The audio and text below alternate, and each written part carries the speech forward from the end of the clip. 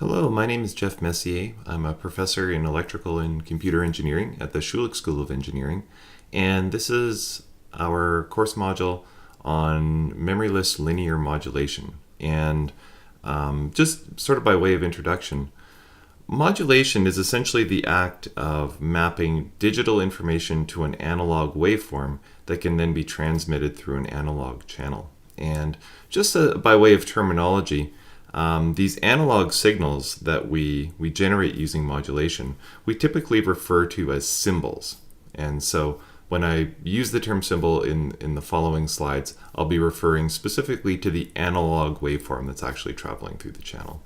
And another just sort of clarification regarding the title of this module, when we say memoryless modulation, we mean that the waveform generated at any particular time is a function of the current information bits and not the past bits. And this is a fairly standard form of modulation. There are modulation schemes that do add memory. These are often used for things like digital recording, although there is also probably the most well-known memory modulation scheme is used in the GSM cellular telephone system. But by and large, most of the modern communication systems do use memoryless linear modulation, which is why we'll be focusing on this particular technique. So in the following slides, what I'm going to do is step through the most commonly used memoryless linear modulation schemes, and we're going to be making extensive use of the signal vector and basis function concepts that we talked about in the signal representation module. Basically, that's going to be sort of our framework that we use throughout this module in order to tie all these different techniques together. And so the first technique that we're going to talk about is pulse amplitude modulation, or PAM for short. This is the simplest scheme, and basically PAM sends information by changing the amplitude of an analog pulse shape, and we represent that pulse shape waveform as g of t. This type of modulation scheme has a single basis function, and the basis function is just g of t normalized by, and this should be the square root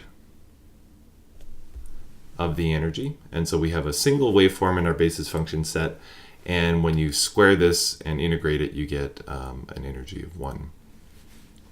The signal vector value then, and again this should be a square root, the signal vector weight is then just equal to the desired amplitude, AM, multiplied by the square root of EG, which basically just gets rid of the normalization factor. And so we have one signal vector for each waveform that's generated, and each signal vector contains only one value. And so it's a one-dimensional modulation scheme.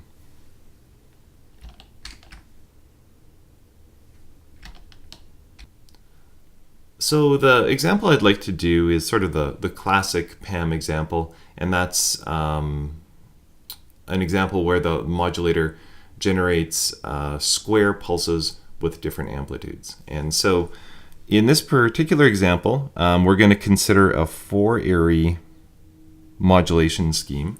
And what we mean by 4-ary is that the modulator generates 4 different analog waveforms. And so that means we can transmit 2 bits per waveform, or 2 bits per symbol. And our pulse shape G is square, and so it has an amplitude of 1 over the time duration 0 to capital T, where capital T is what we refer to as our symbol interval, right? Because that's how long our analog waveform stretches for. And we have 4 different amplitudes, -3, -1, 1, and 3.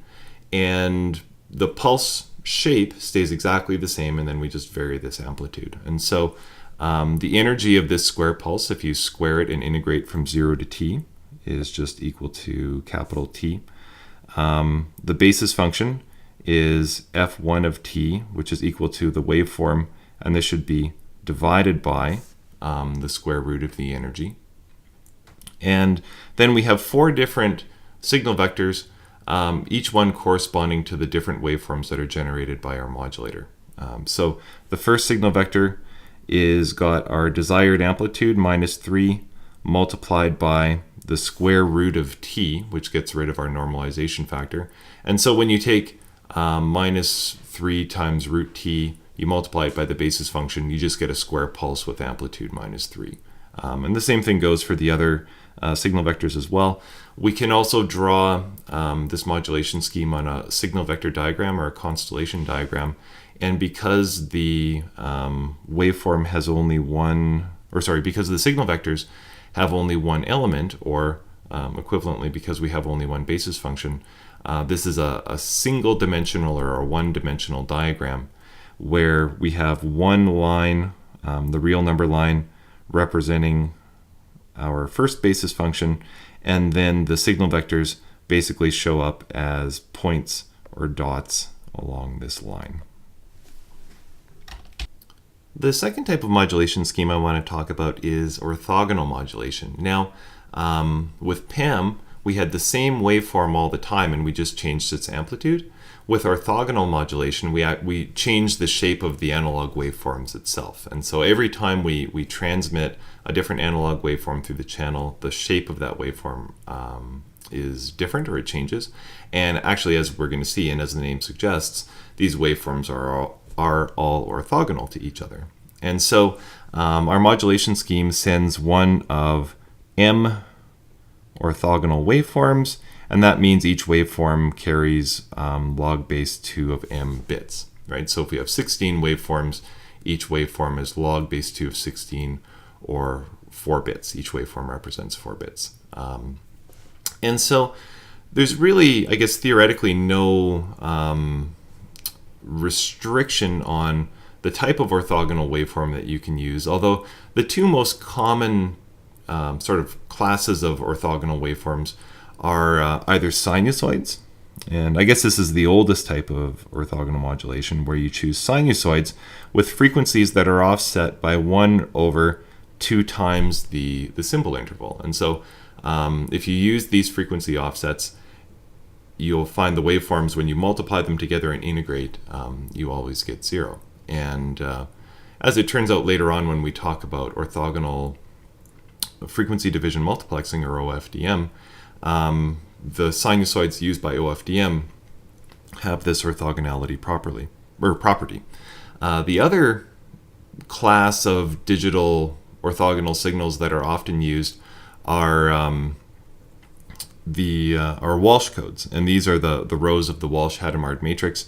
This form of orthogonal modulation was used quite commonly by the code division multiple access, or CDMA cellular telephone system, sort of the earlier versions of that system. Now, regarding the basis functions, as it turns out, the basis function set are the m orthogonal waveforms themselves, right? So if you're transmitting all these orthogonal waveforms, remember, a basis function set is orthonormal, and so all the waveforms have to be orthogonal within the basis function set. And so we just use the actual waveforms that we transmit through the channel, but we have to make sure that we normalize them so that they have unit energy. And so this means that the signal vectors are m-dimensional, right? Remember, the number of elements in each signal vector has to be equal to the number of basis functions. So with PAM, we had one basis function, and so our signal vectors had only one value in them.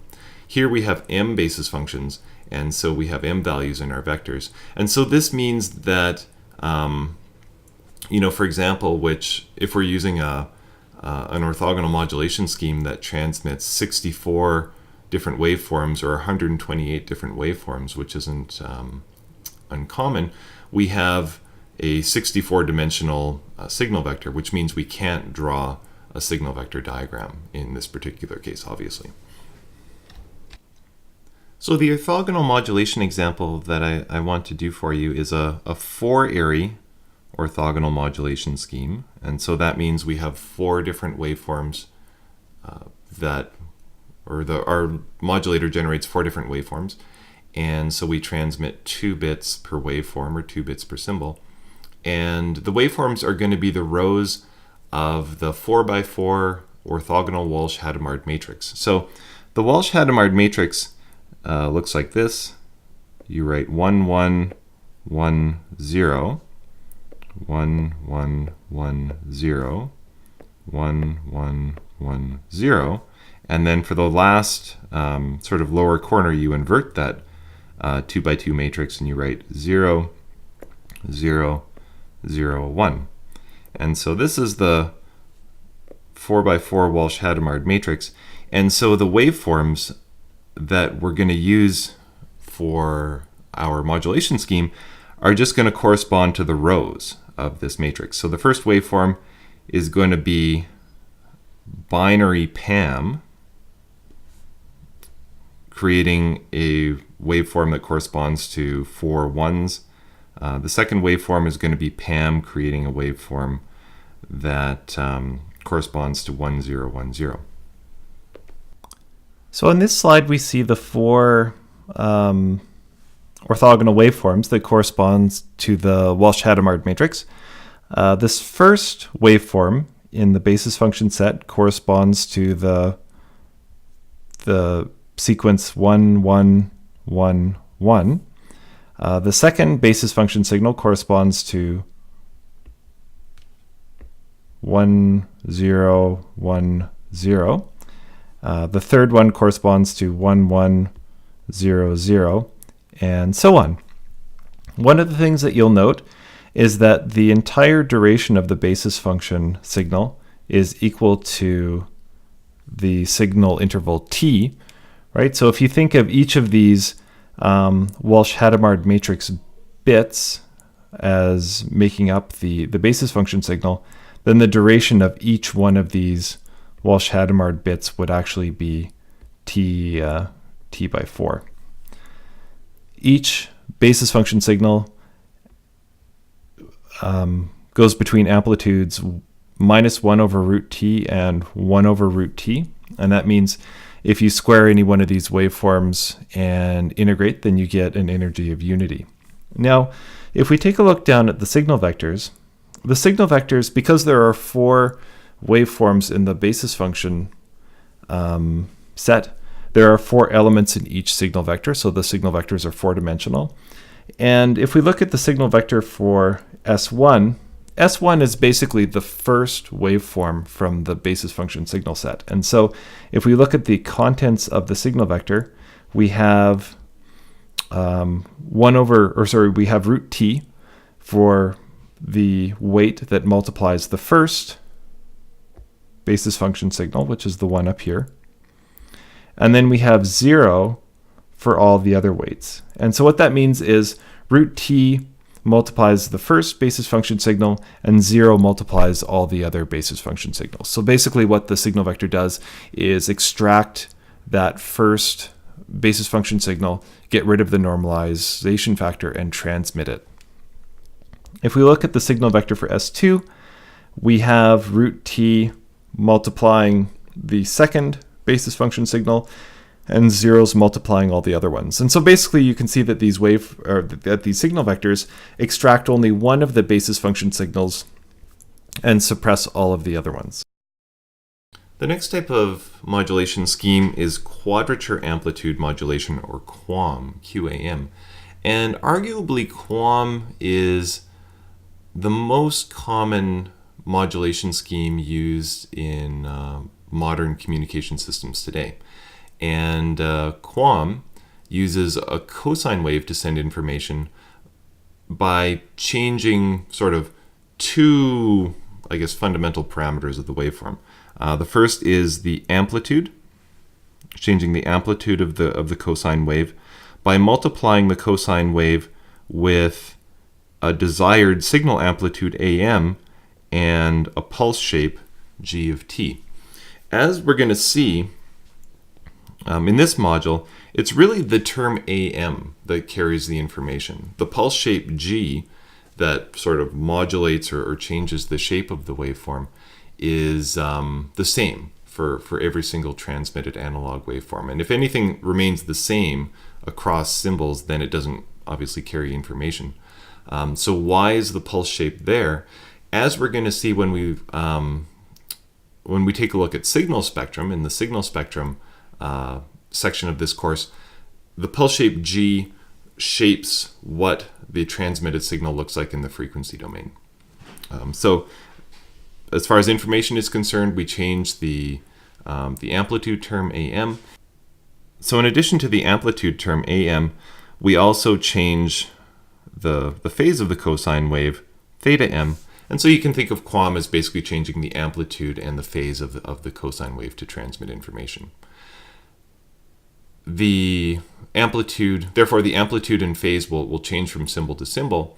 And there are sort of different, I guess, variants of QAM. Phase shift keying, which you can think of as kind of a subset of QAM, changes the phase, theta M, but leaves the amplitude term AM constant, and QAM proper changes both amplitude and phase in order to transmit information. QAM is a modulation scheme with two basis functions, F1 and F2, and if we take a look at F1 for a second, you'll notice that the first thing we see in the basis function is the pulse shape. Now, the reason why the pulse shape is incorporated into the basis function and is not part of the signal vector is because that it's the same from one symbol to the next. It doesn't change. And if you think back to our discussion of signal vector values in the signal representation module, the way the whole signal subspace notation works is that the basis functions tend to capture or contain all the properties of the modulated signal that don't change from one symbol interval to the next.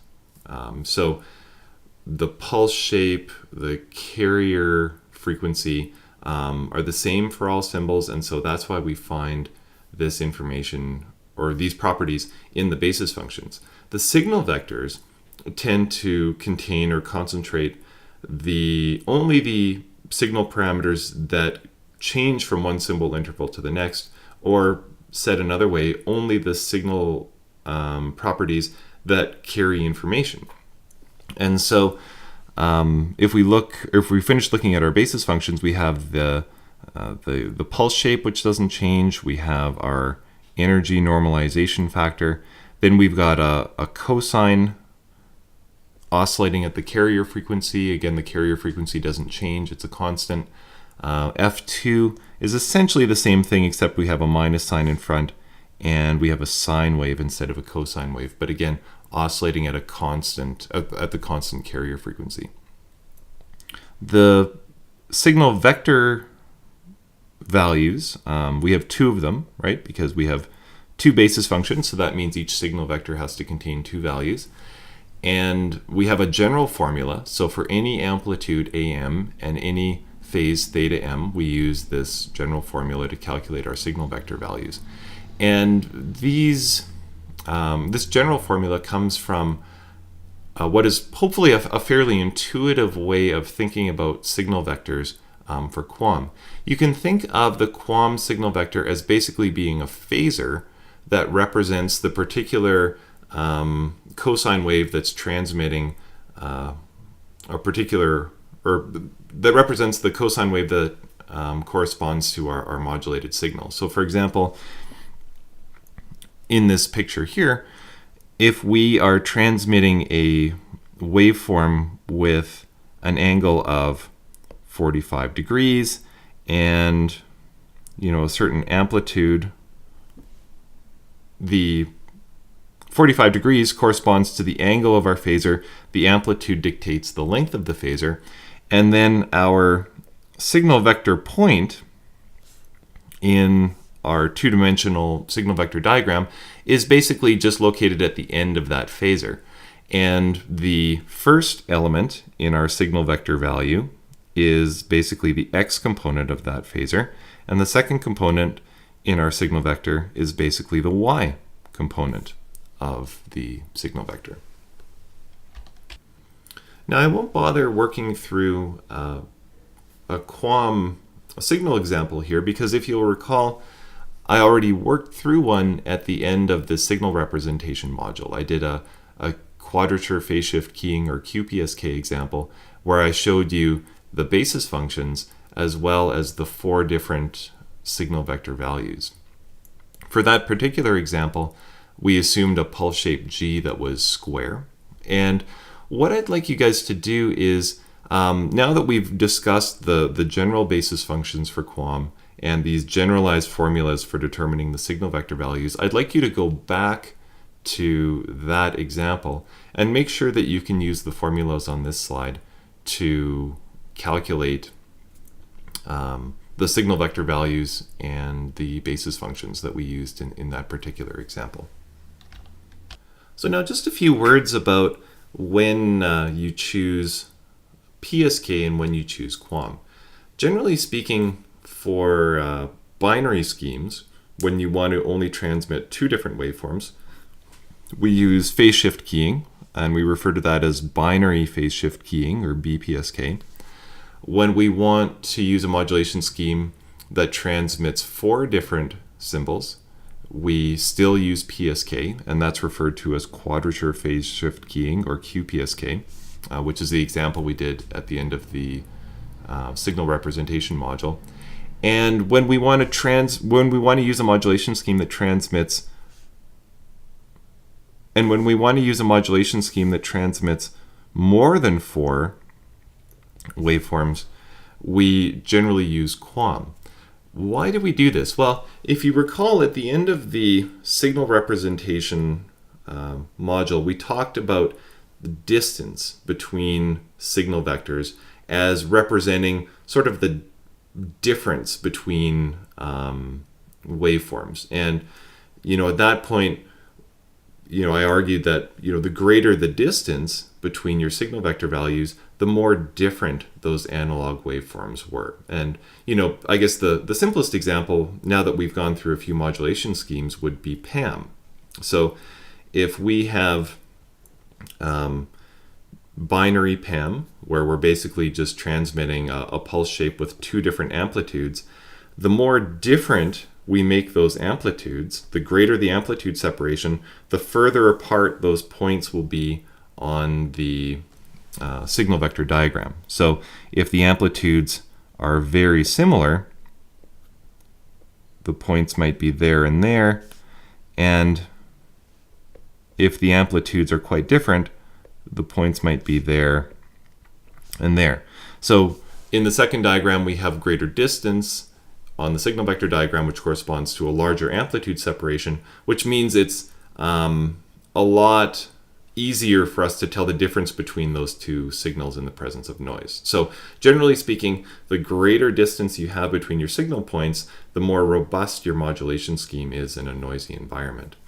And so one of the ways, and I've shown this in this particular example, one of the ways to increase the distance between your signal points is to increase your amplitude.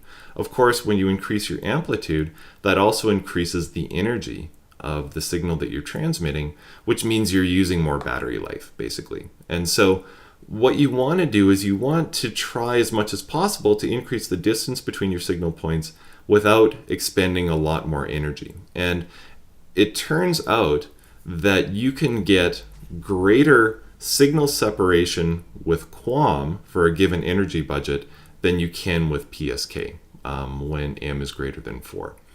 And the reason for that is basically just because QAM has more degrees of freedom, or has one more degree of freedom when defining where to put the points on the constellation diagram. So when we're dealing with PSK,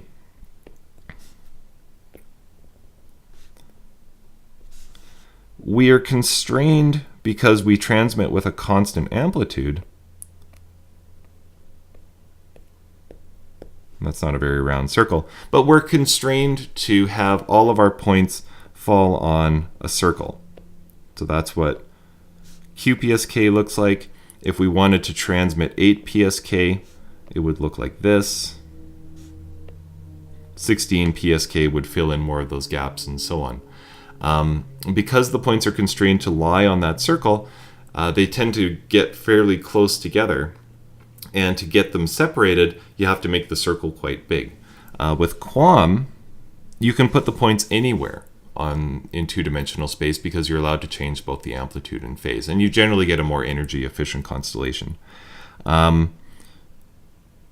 This isn't necessarily true anymore, but for a while there was a lot of research done in different shapes of QPM constellations,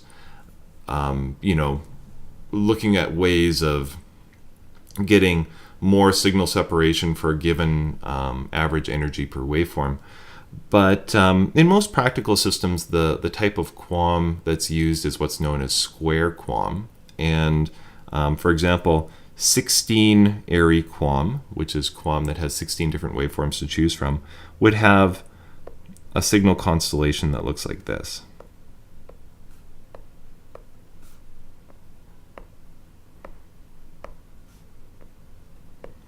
So in order to get this square shape, obviously we're changing both the amplitude and the phase of the signals. Again, I didn't draw my diagram very well. These signal points would be in line with these signal points. But generally we go for these square shapes because it makes it a little bit easier to decode the QPM at the receiver, and we'll talk about that when we talk about the detector and the matched filter. One of the nice things about the basis function notation, particularly for QPM, is that it gives us direct insight into what the hardware of a typical QPM modulator looks like. And so what I've got drawn here is a block diagram for a QPM modulator. And at the input, we've got our data, a series of ones and zeros, all sort of getting fed into the modulator. And then what happens is the data is demultiplexed, put into a lookup table that maps the data to the two different signal vector values used to generate our particular QPM waveform. And so at the output of this top lookup table, we have the first signal vector value SM1, and at the output of this bottom lookup table, we've got the second signal vector value SM2. We then go through a digital to analog converter that converts these signal vector values into analog voltages. And then the basis function equation tells us that we need to multiply these signal vector values by the different basis functions, right? So our transmitted signal, SMT, is equal to our first signal vector value multiplied by our first basis function plus our second signal vector value multiplied by our second basis function. And that's basically what we're implementing in this block diagram. How do we generate our basis functions? Well, it's done with an oscillator. So here we have an oscillator block that is generating a cosine wave at the carrier frequency. That cosine wave is fed directly up into an analog mixer that multiplies the first signal vector value by the cosine wave. And so that takes care of this first term in our signal vector value. The next thing we do is we pass that cosine wave through a 90-degree phase shift, which generates the sine wave. The sine wave is then passes through a second analog mixer, and we take care of our second multiplication in our basis function equation. And then finally, both of those waveforms go into an analog combiner, which implements the summation in our equation. So the great thing about this hardware architecture is that it's very generic. You can actually use this exact same hardware to generate any kind of PSK or QPM waveform, right? Because the basis functions are the same, and so the analog hardware can remain the same.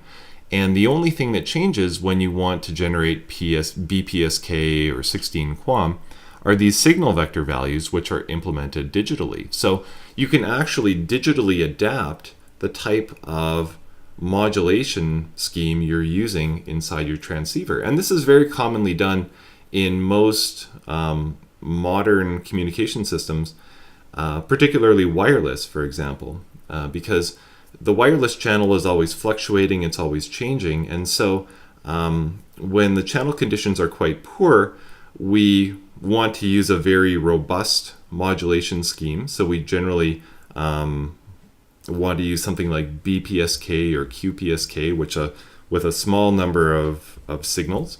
And then as the channel improves and the noise is reduced, we want to use a more elaborate modulation scheme with more different symbols to choose from, so we can get more bits transmitted per symbol. As we increase the number of different waveforms that we transmit, it's possible, or it gets a little bit easier to confuse them, but as long as we use it when the channel conditions are good, we should still get our information through reliably. And then when the channel degrades again, we go back to a simpler modulation scheme. This is known as adaptive modulation, and it can all be done with this same architecture just by changing these lookup table values. It's also important to say a quick word about the relationship between QPM and PSK signal vectors and baseband notation. So if you've been paying close attention and you really recall the signal representation module that we discussed, you'll notice some similarities between the derivation for the baseband signal notation and our QPM basis function notation. So just to recall those baseband signal notation equations, we started with a equation where we had a cosine wave with a certain amplitude, a certain phase. We argued that the amplitude and the phase are what carries the information. And then we eventually arrived at the equation showing that the complex envelope, SL of t, captures the information-bearing variations in those amplitude and phase terms.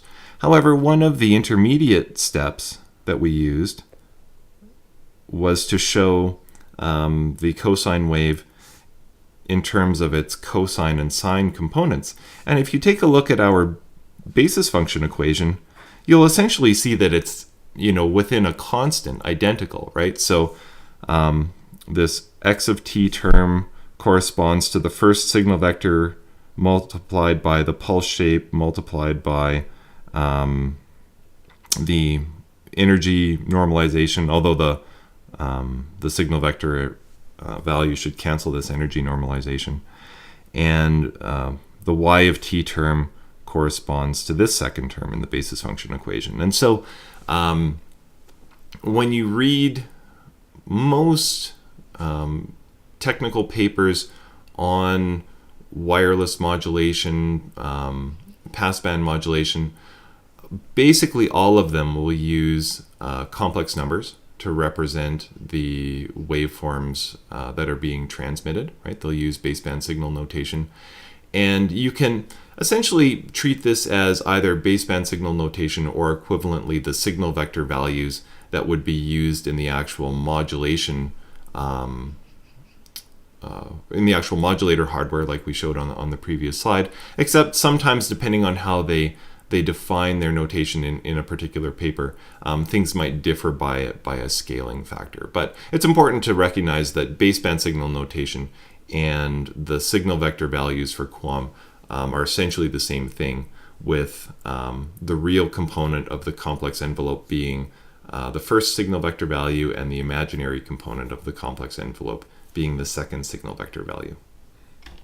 So the last thing I wanted to talk about in this module is something called gray coding, which refers to how the digital information bits are mapped to the analog waveforms generated by the modulator. And so we've already said that that's the whole, essentially the fundamental definition of modulation is mapping digital information to analog waveforms. But it turns out that if we take particular care in how we do this mapping, we can actually improve the bit error rate performance of our system. So essentially, gray coding is based on the idea that communication signals that look similar have signal vectors that are close together on the signal vector diagram, right? This goes back to this concept of distance between the signal vector values corresponding to how different those analog waveforms are. So for example, on here we've got a PAM diagram. This waveform and this waveform are a lot further apart than this waveform and this waveform. The fact that they're further apart means that their amplitudes are quite different. And so if the right-hand waveform here is the one that's being transmitted through the channel, if there's noise in the channel, chances are we're not going to mistake it for the signal over here. If we're going to mistake it for any signal at all, it's going to be the signal that has the amplitude that's closest to the one that we actually transmitted. And so if we make an error, chances are it's going to be with this waveform here. It's going to be with your closest neighbor. And so the whole idea of gray coding is that, given that most errors occur with your closest neighbor on your signal vector diagram, when you're mapping the information bits to those signal vector diagram points, do it in such a way that nearest neighbors have bits that are as similar as possible. And so for this particular example, you'll notice that the rightmost waveform was given bits 1, 0, and then its neighbor is given bits 1, 1. And so what that means is that if we transmit the rightmost signal and then we make a mistake with its nearest neighbor, we transmitted 1, 0, and our receiver will decode 1, 1. But only half of our bits in this particular case are wrong, right? The first bit is still correct, even though we've completely chosen the wrong signal.